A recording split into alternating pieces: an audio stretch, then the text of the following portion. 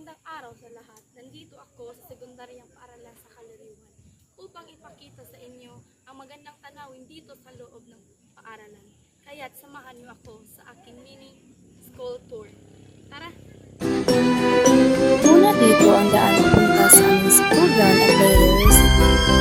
Kaya pupunta tayo sa biodiversity. Tara! Nandito na tayo at marami ditong punong kahoy ang mga dahon ay verdeng-verde. Yang nakita niyong maliit na daan ay patungo yan sa aming school canteen. Yang hagdan na iyan ay patungo na iyan sa aming school canteen. Sunod, ipasyal ko kayo sa aming silid-aralan, kaya tara.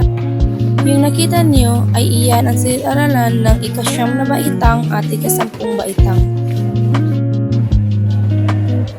At yung nakita niyo ay yan ang aming school ground o tanghalan.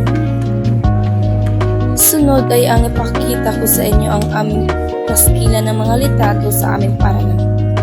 Iyan ang tinutukoy ko sa inyo.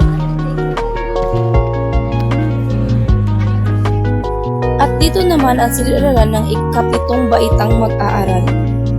Sunod ay sa ibaba ko naman kayo ipapasyal. Una ay ang aming biodiversity.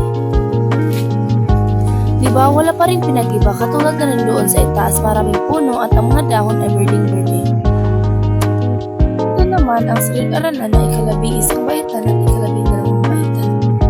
At dito, ito ang tinutukoy niyo ang TLS namin. At ngayon, ibabalik ko naman tayo sa taas kung anong ginagawa nila.